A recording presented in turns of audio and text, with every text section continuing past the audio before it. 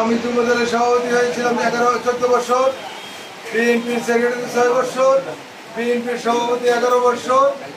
আমাকে বারবার প্রায় 32 বছর দায়িত্ব দিয়ে রেখেছেন। আমি